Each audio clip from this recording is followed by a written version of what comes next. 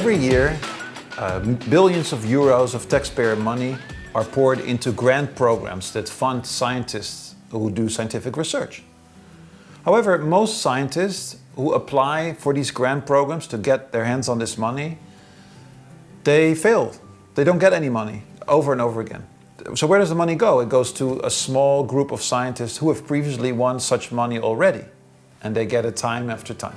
So why is this? And so, an obvious explanation could be, well, there are great scientists and average scientists. There's the best and the rest. However, my co-authors and I explored a different explanation.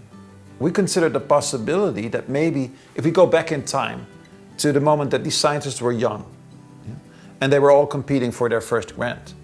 Some just got lucky because of circumstance. Some got their first grant and others did not.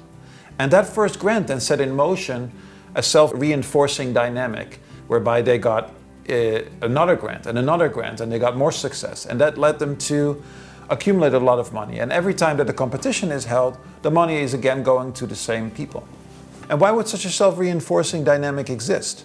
Well, for three reasons at least is what my co-authors and I argued. So the first reason is that when you are an evaluator and you are looking at the proposal of a scientist who is accomplished and who has a long CV, and the proposal of an unknown scientist, and you have a hard time evaluating whether the research that is being proposed is really going to work out, it is very easy and comfortable to rely on the previous successes and the status and the prestige of the more senior scientist. The second reason is that the money that the grant gives the scientist is actually used to do good research.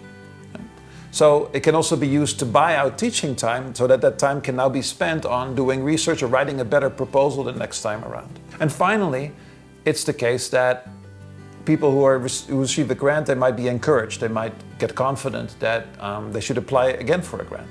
How do we know if the allocation of science funding is driven largely by quality or by luck?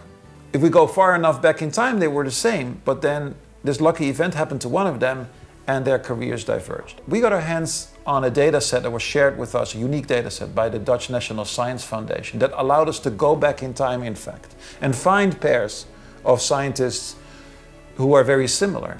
But then some crucial event happened that made one scientist very fortunate and another not.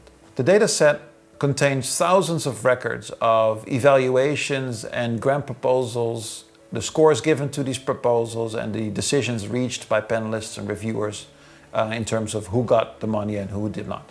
So what we found was that the egos, the individuals who were similar but they just landed above the funding threshold, they in subsequent grant competitions received more than double the amount of grant money that the alter egos got. And so what this shows us is that these threshold-based systems whereby you make an arbitrary cut at an arbitrary point between scientists can create an artificial inequality where one career is made in an early stage, another career is ruined by this very all or nothing decision. So I think this research begs the question, is this a good practice, giving the same people the money over and over again? Or should we perhaps spread the money more evenly, giving everybody a chance to pursue their out-of-the-box idea?